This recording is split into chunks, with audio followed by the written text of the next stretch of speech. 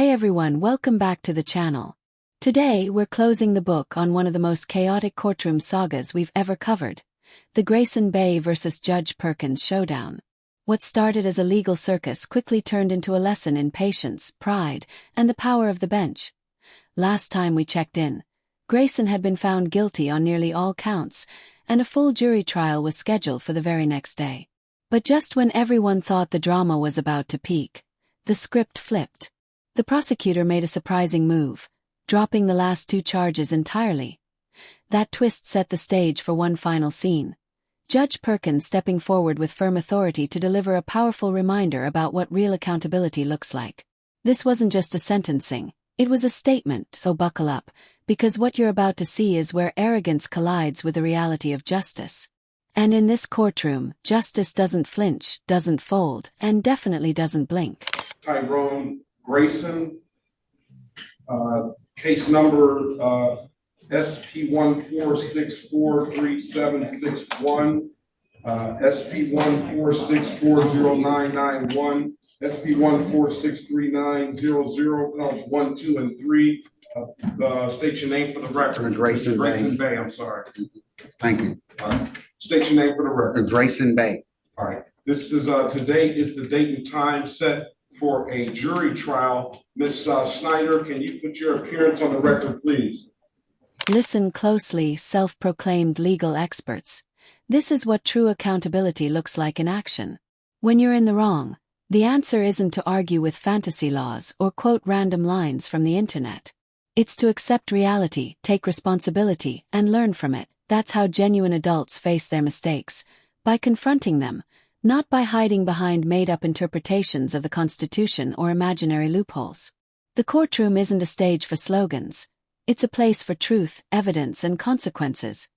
What we see here is rare. A moment where humility finally takes center stage and arrogance steps aside. It's a reminder that in the real world, integrity always outweighs ego. Issuing officer, Officer Ambrose, was present, although I released him. Mr. Grayson Bay, we didn't conclude some of the. First of all, I want to get the record straight from yesterday. I did mention, and you did cite. Where's Mr. Grayson Bay's file? The judge steps in with calm authority to set the record straight. The case Grayson proudly quoted, he explains, had nothing to do with citizens strolling down the street without a permit. It was actually about a reverend who led a peaceful sit-in at a segregated restaurant, an act of courage during the civil rights era. Those participants were ticketed for standing against injustice, and it took the Supreme Court of the United States to finally right that wrong. With quiet precision, the judge draws the contrast. Grayson isn't a freedom fighter. He's simply misreading history. The rulings he's throwing around aren't shields for defiance, they're milestones of genuine struggle for equality and justice. Then comes the striking truth. Grayson never studied these cases. He's quoting them like slogans, without any grasp of their meaning or context. It's a pattern seen too often, where pseudo-legal theorists memorize court names and headlines, hoping no one realizes the depth of their misunderstanding. But in front of a seasoned judge, that facade collapses instantly. I wanted to clear up something I said on the record as far as the case that you cited out of Alabama. That I was incorrect as far as the facts of that case. I'll admit, there's something oddly fascinating about watching a self-proclaimed legal expert start quoting case law. It's like seeing someone try to solve a puzzle without ever looking at the picture on the box. On the surface, it sounds impressive, but a few sentences in, you realize they're completely missing the point. In moments like these, you almost appreciate the chance to revisit the real meaning behind those legal rulings they've pulled from the internet. Because 9 times out of 10, the cases they cite either confirm exactly what's happening to them or completely undermine their argument. It's as if they believe that scrolling through random court opinions online instantly makes them seasoned attorneys. But law doesn't work that way. Understanding it requires context, study, and respect for detail, not copy-pasting quotations without meaning. To put it simply, this isn't mastery of law. It's a confident misunderstanding dressed up as expertise. Or that was not the case where they were walking down the street and did not obtain the license to assemble. That was a case where he has another reverend organized a sit-in and at a restaurant. That's a full decade of misplaced confidence the legal world will never get back. But what came next instantly caught my attention, because it's a pattern I've seen over and over again. If it walks like a duck and quacks like a duck, it's probably another self-declared legal philosopher wading knee-deep in the shallow end of misunderstanding. You can label yourself anything: a Moorish scholar, an American state national, or some self-made expert in common law. None of it changes the facts. The moment someone insists they can drive without a license, skip vehicle registration, or deny a court's authority, they've effectively joined the same misguided movement. And let's be honest, the rewards aren't freedom or empowerment. They're frustration, endless paperwork, and a guaranteed string of courtroom losses. What's really on display isn't defiance. It's a misunderstanding of how the justice system actually works, dressed up in the language of rebellion. The unfortunate part about it is, and that's just how our society is, and it was, and still is for the most part, is that this case had to go all the way to the United States Supreme Court for him to get justice on this case. But again, you're citing cases, sir, that you're not even reading what the cases are. In plain terms, you came to court completely unprepared. Not a single plan, not a single step forward. And let's be real, it's not because opportunities don't exist. They're everywhere. It's because the effort to seize them never seems to follow, across every major city.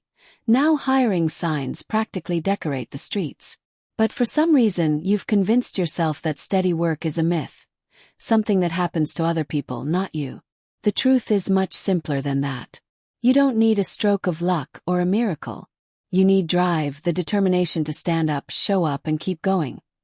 But judging by how things went today, even consistency seems like heavy lifting. If energy were measured by excuses, you might just have the most profitable work ethic in the room. Reality check. Progress doesn't start with perfect conditions. It starts with effort. It's something a lawyer would be, can be brought up to the grievance commission on and potentially lose their license. All the cases in there, all the cases that you have cited are saying exactly the opposite of what you purport. Have you looked at any of them? Yes, Your Honor. And you read them? When did you do that last night? I've been studying more science. My religion is more science. As you can see, if it looks like a duck, it acts like a duck, it tells you it's a duck, it's pretty much a duck. So I'm more science. So I've been studying for over 10 years. I'll admit, part of me can't help but be fascinated by anyone who willingly signs up for the so-called sovereign citizen lifestyle. It's a worldview that tries to rewrite reality, replacing laws, paperwork, and logic with wishful thinking. You don't just stumble into that mindset.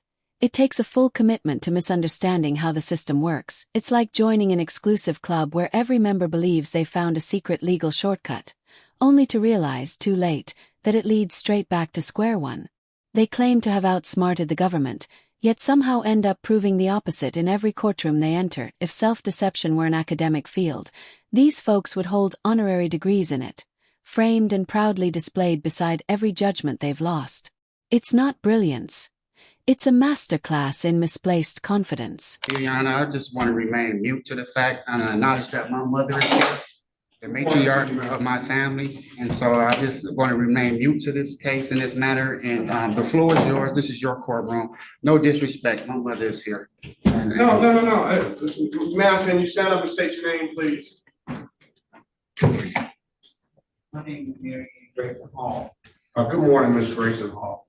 And I'm not I'm not, it's nothing about, you can see it. I just wanted you to acknowledge, I do acknowledge the fact, and I appreciate the fact that you have support here. The court always recognizes that. That's why I asked you to stand up. But you want to remain mute now, but you didn't remain mute when you filed these pleadings.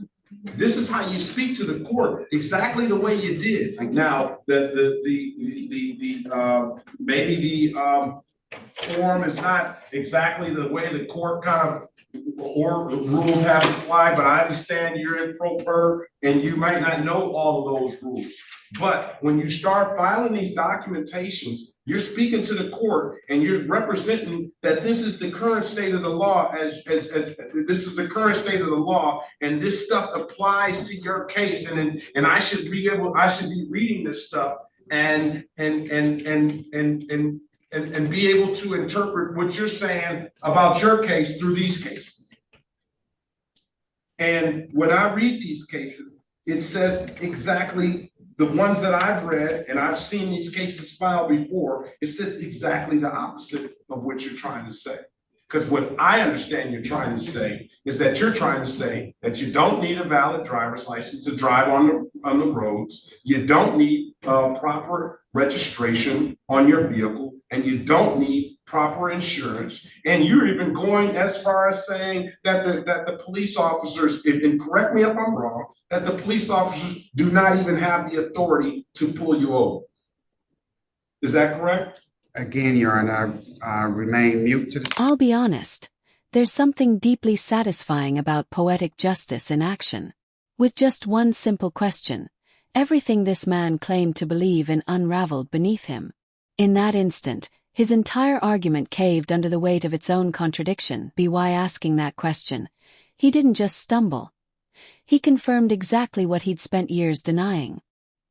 He acknowledged the authority of U.S. law, the legitimacy of the court, and the boundaries of the very system he swore didn't apply to him. It was the ultimate irony. The moment he tried to challenge the rules, he ended up proving they were real all along, and in a single breath, he validated the structure he thought he'd outsmarted. His rebellion folded into reluctant compliance, signed and sealed with the ink of irony. That's the true beauty of logic colliding with delusion. The impact is loud, but the quiet that follows carries all the meaning. And if there's one lesson we keep learning about self-proclaimed sovereigns, it's this: they never really exit the spotlight. The show must go on, even when the curtain's already fallen.